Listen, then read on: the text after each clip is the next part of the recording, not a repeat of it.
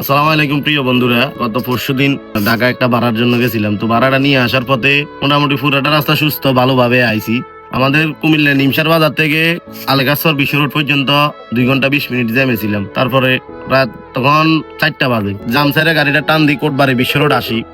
তখন আমার পিছন থেকে আসা একটা খোলাটাকে এমন ভাবে আমার গাড়িটারে ধাক্কা দিছে, মানে ধাক্কার সাথে আমার সামনে একটা গাড়ি ছিল, ওই গাড়িটার সাথে আল্লাহ বাঁচাইছে। আমার গাড়িটা কিভাবে সেভ করছে আমি নিজেও জানি না। আমার গাড়ির বাম সাইড পুরো বসকাই জায়গা। যাই হোক, গাড়িটা সেভ করছি কিন্তু গ্লাসটা সেভ করতে পারি নাই। গ্লাসটা ভাঙ্গে একবার সুরমাসুর হয়ে গেছে। গাড়িতে দেখেন গ্লাসটার অবস্থা, এই যে দেখেন গ্লাসটা সেভ করতে পারি নাই। কিছুদিন আগে গ্লাস গুলো লাগাইছি প্রায় 16,000 টাকা দিয়ে। গ্লাসটা সেভ করতে পারি নাই। গ্লাসটা একেবারে সুরমাসুর হয়ে গেছে ভাঙ্গা। পরে গ্লাসটা কিন্তু নিয়েও নাই। পরে একজন বাসের ড্রাইভার ভাই গ্লাসটা মানে ওরা নিচে নাই, মানে গ্লাসটা আইনা আমারও দিছে পিছন থেকে আইসে। তো আমি এখানে দাঁড়ায় না এই কারণে যে হাইওয়ে পুলিশে ঝামেলা করে।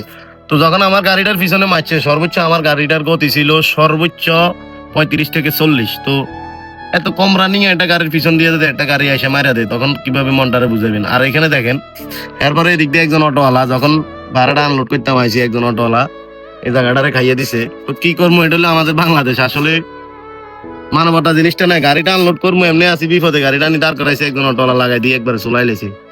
জরিমানা খুঁজছি উনি মাপসায় আঞ্জা করে ধরে, এটা আর কি।